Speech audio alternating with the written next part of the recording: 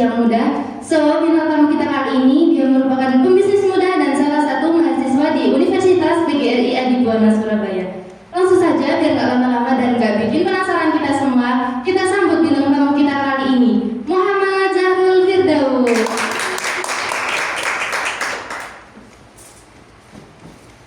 Halo Kak. Halo. Gimana nih kabarnya hari ini? Alhamdulillah sehat-sehat. Alhamdulillah. Kak Zafis, kan Kak Zafis ini kuliah. Kira-kira gimana sih cara memanage waktu antara kuliah dan berbisnis? Tentang memanage waktu, mengatur waktu. Ya benar. Kalau memanage waktu itu lebih ke diri kita pribadi. Sedangkan kita kalau sedang menjalani kuliah, pasti kan tujuan utamanya kan kuliah. Nah, samping itu kita melakukan hal kesibukan lain yakni berbisnis. Tapi rata-rata ya nggak semua bisa, meskipun terlihat mudah. Jadi memanage waktu ketika kita kuliah sambil berbisnis, pinter-pinteran kita. Tergantung kita bisa memprioritaskan antara waktu kuliah sama berbisnis, itu mana yang hal yang penting banget, yang nggak terlalu penting dan yang nggak penting. Jadi kita profesional, kita harus bisa lebih menempatkan waktu tersebut. Tapi yang terpenting nggak lupa tujuan utama yakni di pendidikan. Kalau saya kita sedang menjalani kuliah. Jadi walau berbisnis kita harus prioritas dalam berkuliah karena kita juga masih belajar. Benar. Lalu apa nih yang menjadi fokus utama Kak Zafis dalam berbisnis? Kalau bukan fokusan, ya saya pribadi kalau sudah benar-benar memulai berbisnis itu harus benar-benar fokus. Jadi nggak bisa diganggu sama hal-hal yang lain. Jadi dari fokus kita akan mempunyai target sendiri, jadi mempunyai goals. Jadi gimana kita untuk mencapai goals tersebut. Nah misal kalau kefokusan ini, misal contoh kita buka bisnis plan A 2 bulan 3 bulan, kita harus benar-benar fokus meskipun ada masalah, ada ujian, kita harus benar-benar fokus. Jadi benar-benar profesional gitu, jadi saling mementingkan lah ibaratnya. Jadi ketika kita memulai bisnis plan A, kita nggak boleh, kalau plan A ini belum tuntas, kita nggak boleh pindah ke plan B, apalagi buka lagi ke plan C. Jadi benar-benar harus dituntaskan dulu sampai benar-benar bisa, sampai benar-benar jago. Lalu kita boleh baru buka plan selanjutnya. Jadi kita harus benar-benar bisa dulu mengendalikan bisnis yang di awal kita mulai tersebut. Jadi gitu.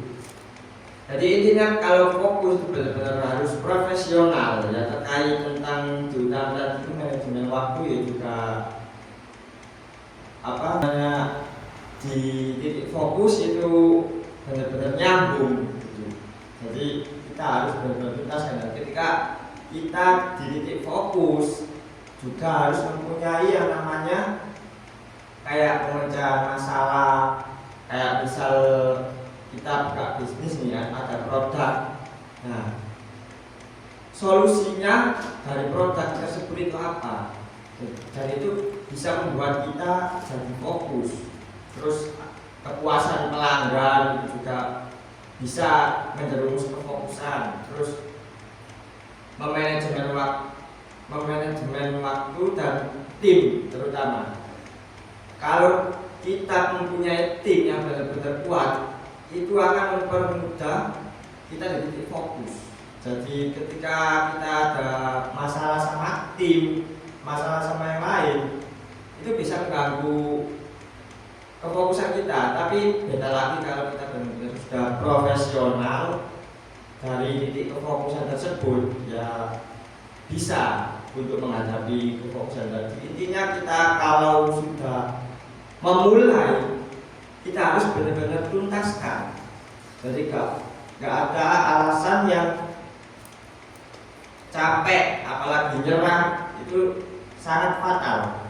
Dan yang paling penting yang utama itu tadi, ketika kita sudah memulai plan A harus benar-benar fokus sampai tuntas. Dan ketika kalau plan A belum tuntas, kita buka plan B, ya pastinya hancur. Gitu. Jadi benar-benar harus tuntas sampai selesai, harus bisa menguasai semuanya, harus jago skillnya, ditingkatkan terus. Dan yang paling penting, kalau fokus kita gak didampingi dengan belajar, ya kita pasti gak akan berkembang. Begitu. Tentang kefokusan itu ya, tujuan utama kita di situ itu apa? Untuk meraih goals yang kita buat sendiri. Jadi ketika kita berbisnis itu kita harus fokus ke tujuan awal dulu Kak, baru lanjut ke tujuan yang lain. Biar dalam bisnis itu tidak campur aduk lah dengan hal-hal yang lainnya dan menambah skill-skill yang kita punya. Oke, saatnya kita beralih ke segmen 2 untuk informasi-informasi yang lebih menarik. Dan jangan kemana-mana, tetap bersama kami di program Asik So. Asik banget.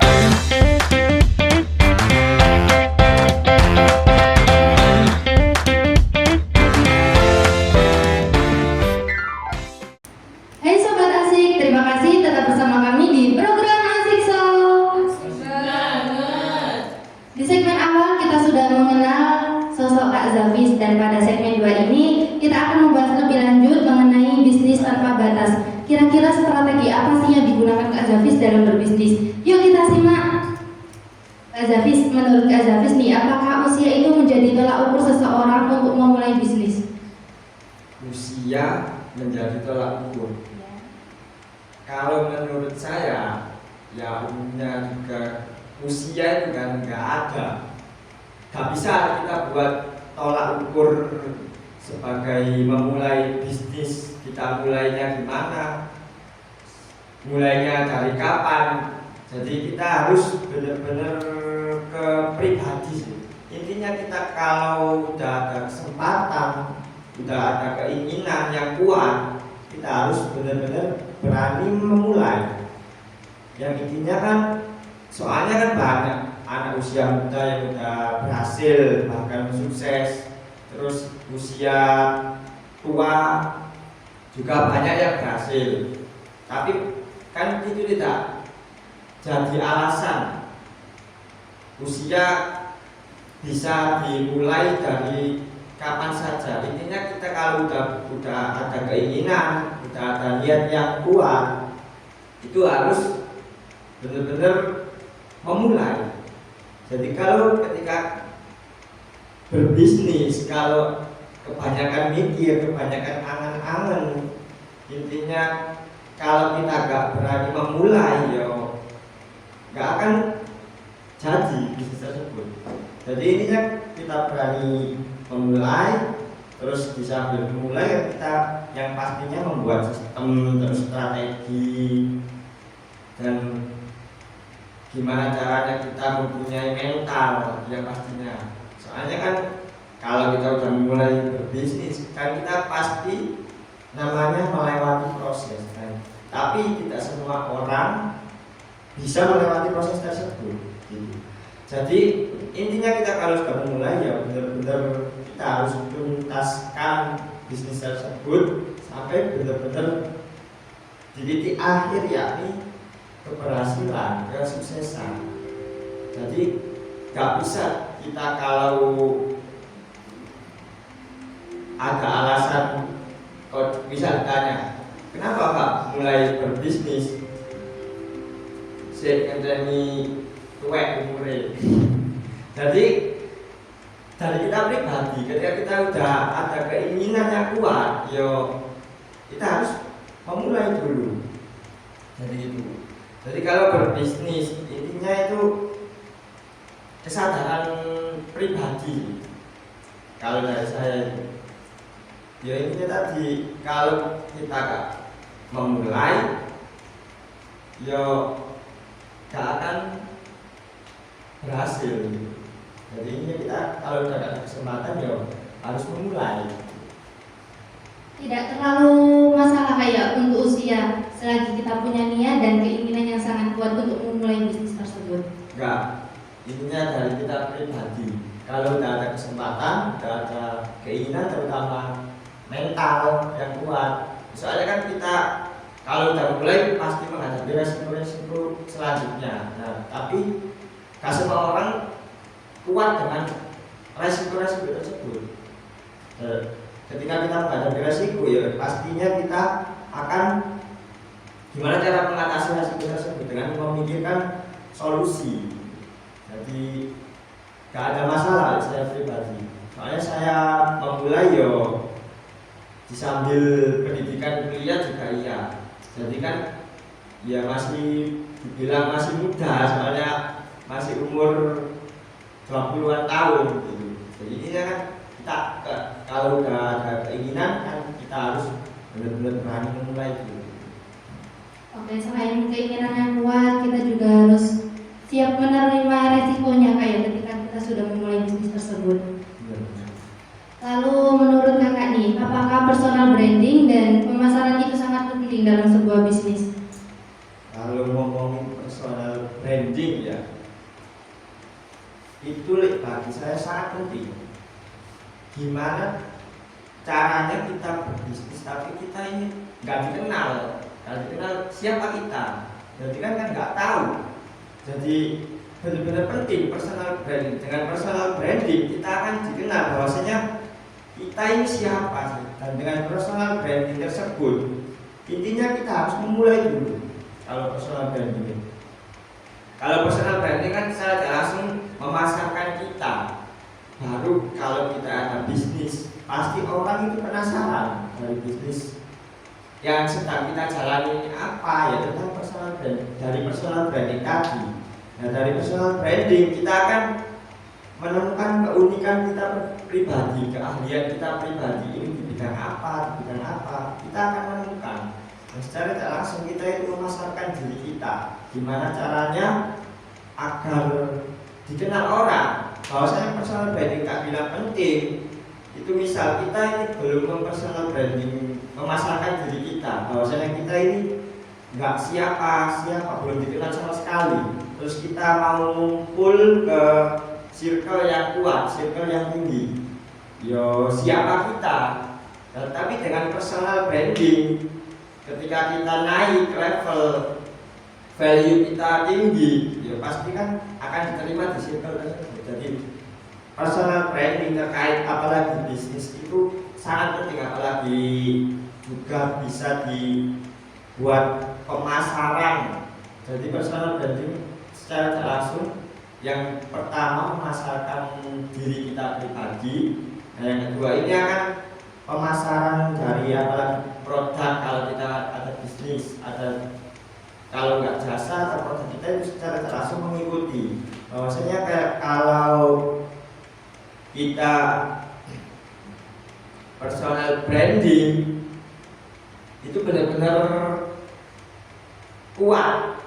Jadi intinya kita harus memulai dulu kalau personal branding. Kalau ngomong penting banget, apalagi kita di samping bisnis gitu. Jadi biar orang-orang ini tahu ya kalau kita orang yang introvert, menyembunyikan diri dari orang lain, nggak usah berbisnis, nggak usah berbau sama orang lain. Tapi kan tujuan kita kan gimana caranya kita dikenal orang, bahwasanya kita ini siapa. Jadi kan kita harus memulai dulu dengan cara bayar personal branding kita, pemasaran. Soalnya nggak ada orang sukses yang orangnya itu menyembunyikan kepribadian dia sendiri, itu nggak ada. Contoh Raffi Ahmad sukses dimulai dengan apa? Artis, terus live. Jadi kan personal branding dulu.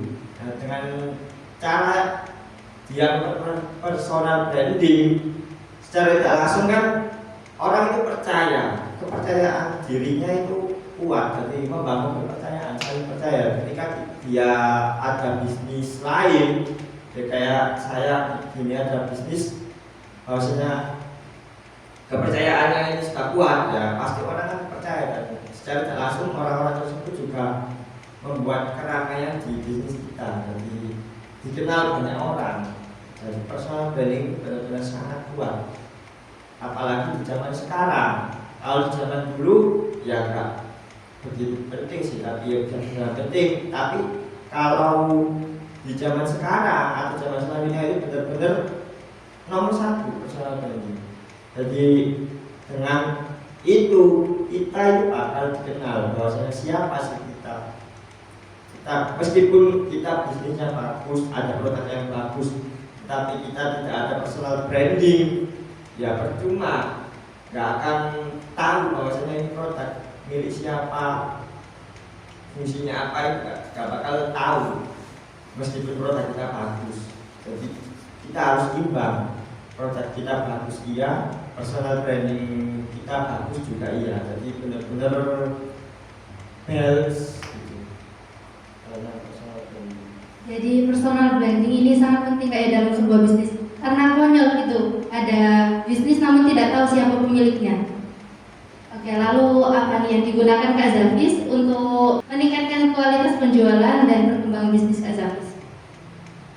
Kalau terkait meningkatkan penjualan bisnis saya, nah ini terutama ini ya tergantung strategi dan pastinya yang poin paling utama yang strategi apa sih yang kita bangun dari strategi dulu, dan dari strategi itu terbentuknya ketika kita sudah punya sistem yang rapi. Jadi kita harus menyusun sistem yang rapi dalam bisnis tersebut. Bisa kita target marketnya jelas, terus menyelesaikan masalah dari produk tersebut, terus saling riset dari produk tersebut, gimana caranya di tahap-tahap awal itu bisa berkembang, jadi gak stuck itu bertahan. Jadi ketika kita misal bisnis kita sepi atau enggak rame lah misal, terus produk kita biasa-biasa aja, gimana di tahap selanjutnya pastikan produk itu rame dan bisnis kita itu rame dengan cara apa? Meriset dan mengambil, kita harus ada inovasi dan adaptasi pada bisnis lain dari pasar-pasar lain. Jadi dari situlah kita bakal tahu gimana caranya kita memperkembangkan bisnis kita. Jadi ibaratnya kita membandingkan lah, tapi kalau ada sisi jeleknya ya kita nggak ambil, kalau ada sisi baiknya kita perbandingkan dulu baru kita riset. Jadi pentingnya strategi. Terus ya yang utama sih di digital marketing juga. Ya ini terkait dengan personal branding tadi. Jadi kita harus benar-benar bisa memanfaatkan medsos kita. Apalagi kan sekarang kan banyak nih di online gitu kan, banyak. Jadi tergantung kita sih menggunakan medsos itu apa ya, salah satunya ya di personal branding, terkait personal branding tadi. Jadi kan nyambung gitu. Jadi gimana strategi, gimana caranya bisnis kita ini berkembang ya, gimana cara kita melakukannya. Percuma kalau kita sudah memulai bisnis, tapi ya ini paling dasar tapi banyak yang dilakukan oleh orang-orang. Dan ketika sudah mulai bisnis, nggak ada yang namanya sistem riset. Jadi nggak ada yang gimana caranya bisnis ini, gimana sih caranya biar berkembang, itu nggak ada. Jadi terlihat biasa saja. Dan itu yang fatal, ibaratnya nggak boleh dilakukan oleh seorang bisnis. Gimana caranya tidak ada, selanjutnya kita harus meriset gimana caranya bisnis kita itu berkembang agar secara lama-kelamaan kita ini ada target market yang luas. Jadi semua orang sudah tahu, itu kan pasti menyebabkan perkembangan bisnis kita. Pokoknya langkah awal dalam berbisnis adalah atur strategi kayak dari step by step. Oke. Oke sobat asik, akan ada segmen selanjutnya untuk pembahasan yang lebih lanjut lagi. Dan jangan kemana-mana, tetap bersama kami di program Asik So. Asik banget.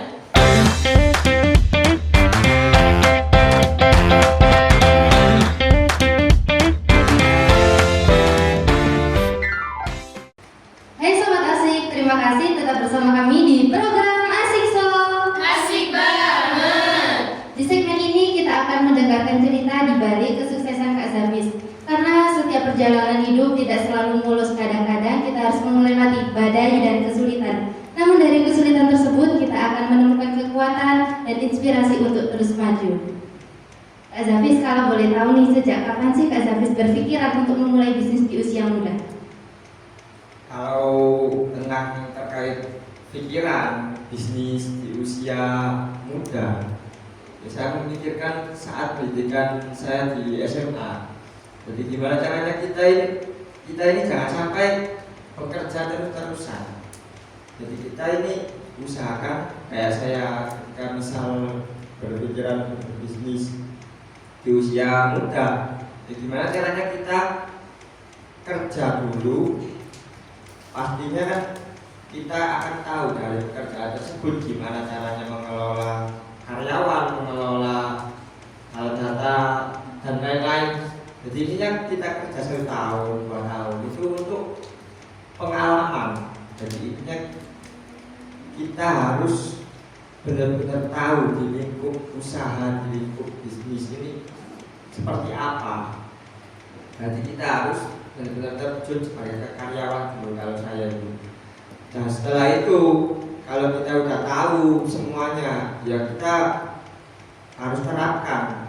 Jadi kita memulai memikirkan gimana caranya kita usaha bisnis. Jadi kan sejak kapan kan pertanyaannya kan tadi. Jadi ya kita intinya mau memulai bisnis tersebut itu kapan? Nah ketika kita sudah ada pandangan itu ke depan untuk memulainya itu kapan, ya kita tinggal eksekusi. Yang penting kita tahu di dalam bisnis, di dalam usaha itu seperti apa dari pengalaman kita kerja sebelumnya.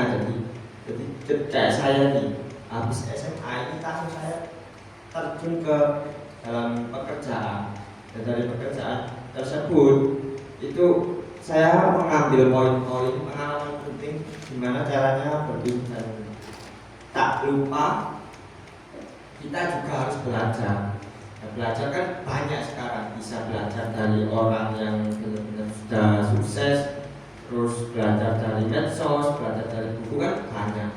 Terus pastinya kan ada banyak hal yang kita nggak tahu gimana caranya kita tahu ya dengan belajar tadi. Jadi kita kalau sudah berani memulai berbisnis, berpikiran bahwasanya kita ingin bisnis, ya kita tinggal eksekusi aja gimana caranya kita melakukan bisnis tersebut. Soalnya kan kalau ngomongin di bidang usaha, di bidang bisnis itu benar-benar gak main-main. Soalnya kan ya pasti ada tahap-tahap selanjutnya yang bisa dibilang ngeri. Jadi gak gampang kalau orang usaha, orang bisnis. Jadi benar-benar kita akan diuji secara langsung di lapangan ini gimana, terus mental kita gimana, cara menghadapinya gimana, kita akan benar-benar diolah terus. Tak lupa kalau kita sering-sering belajar untuk menghadapi masalah-masalah tersebut, ya kita pastinya bisa dididik di balik masalah tersebut. Jadi kita bisa menghadapi hal-hal tersebut.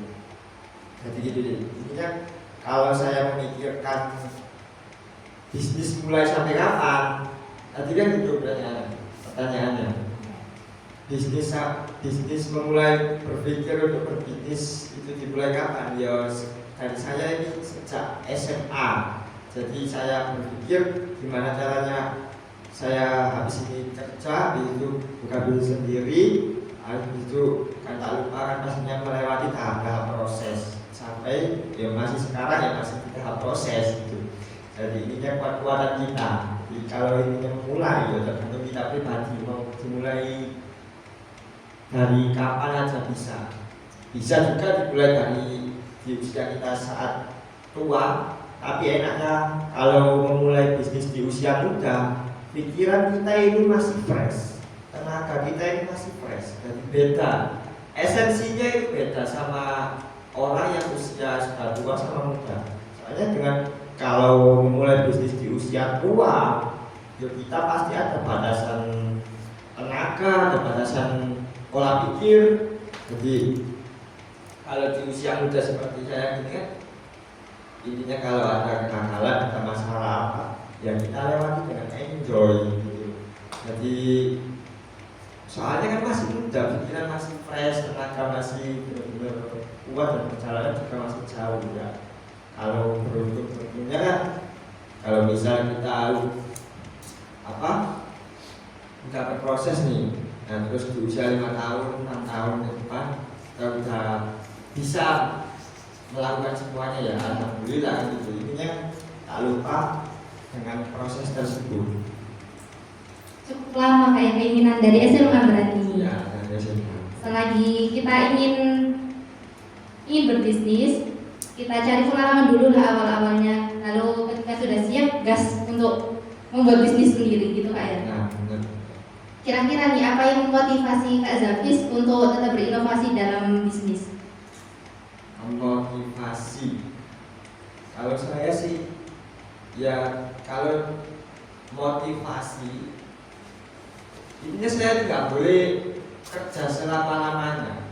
Jadi kalau bisa ya setahun 2 tahun itu baru keluar dari, meskipun pekerjaan seenak apa, tapi kan kita ikut orang.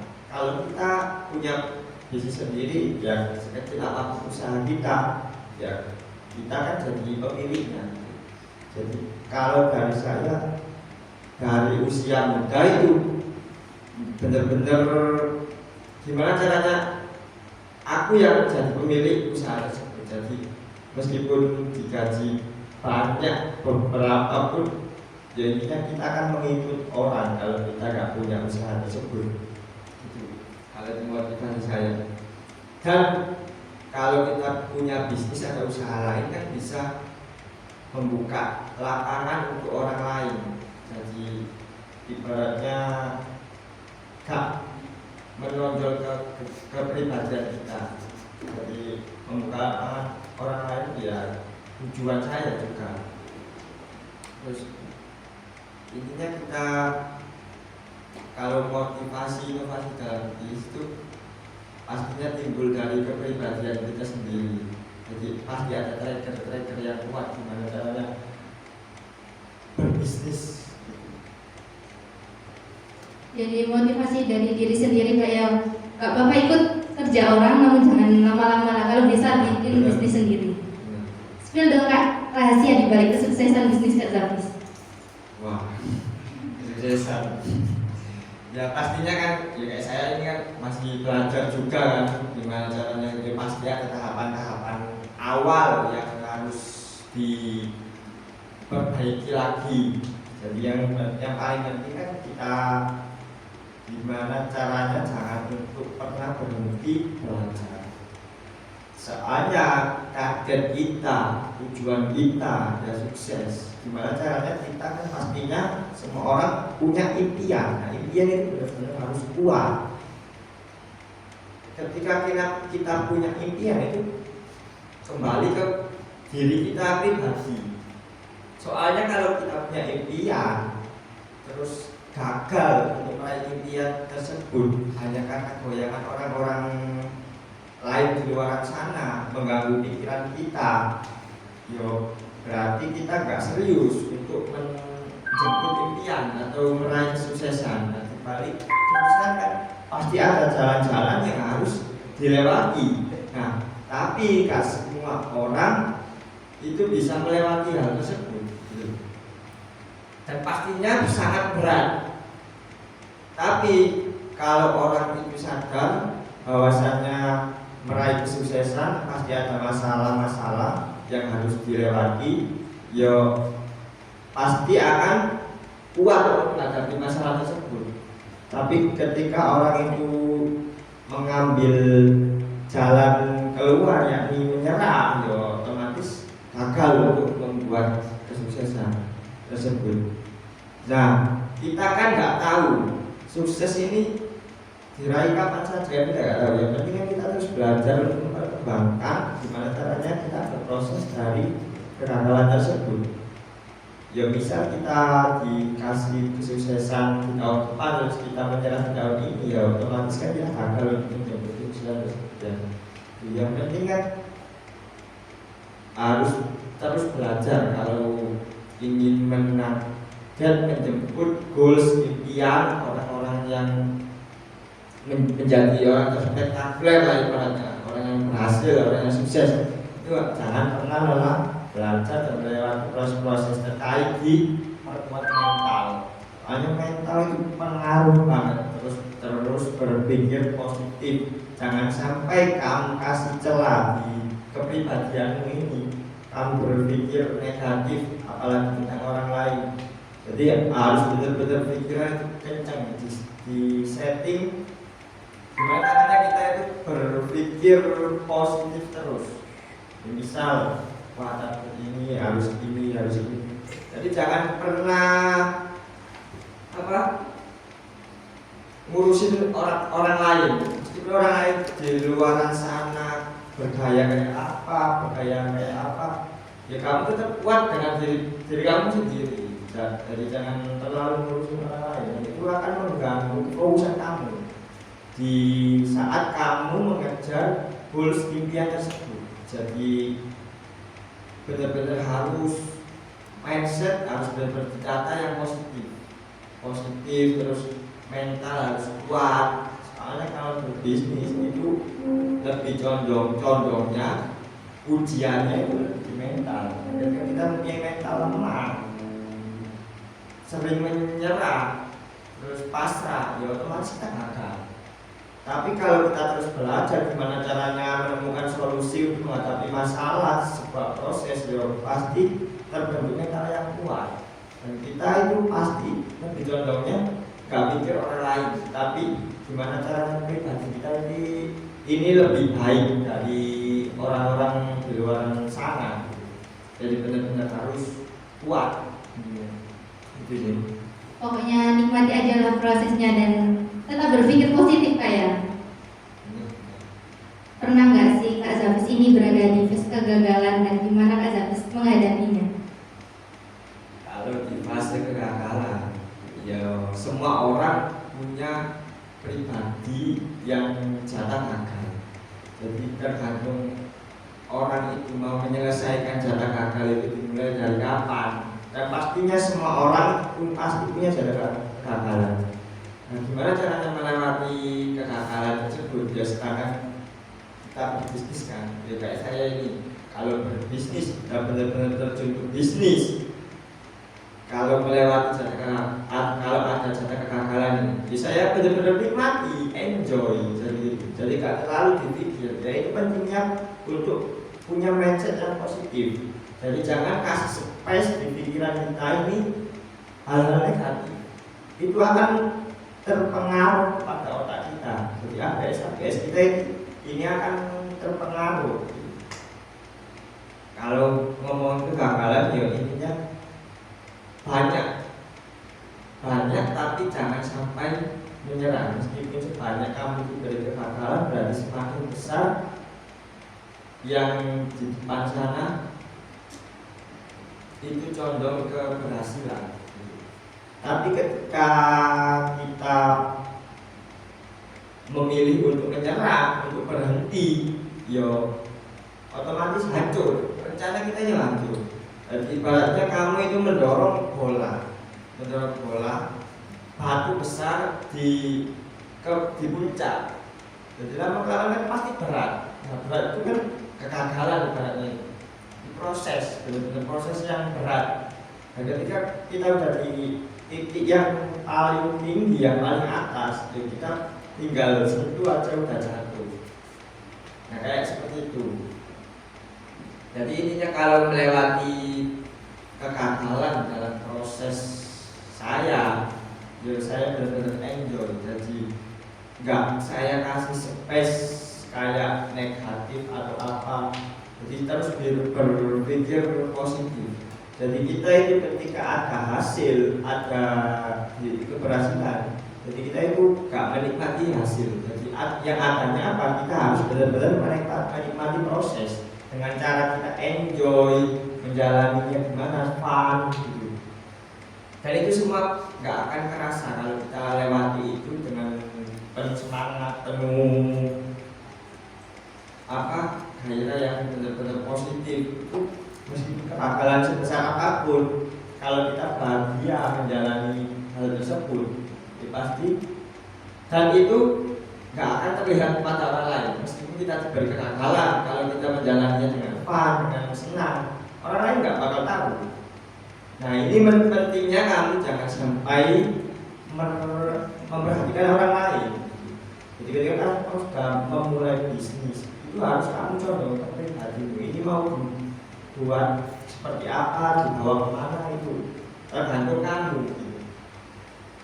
Jadi kalau kamu misal contoh ya kali kamu memulai usaha, memulai bisnis, tapi kamu di fase kegagalan, habis itu sedih, ya pasti orang lain kan wah mikirnya wah bisnis bangkrut, pasti tertawakan. Tapi dengan cara kamu fun, bahagia, ya pasti orang itu gak akan tahu. Kamu tetap kuat ya, yang penting kamu harus benar-benar terus belajar. Kalau bisnis jangan sampai kamu lelah belajar, dan berproses terus melangkah, jangan sampai berhenti, jangan sampai menyerah, sampai benar-benar kamu di titik fase pasti berhasil.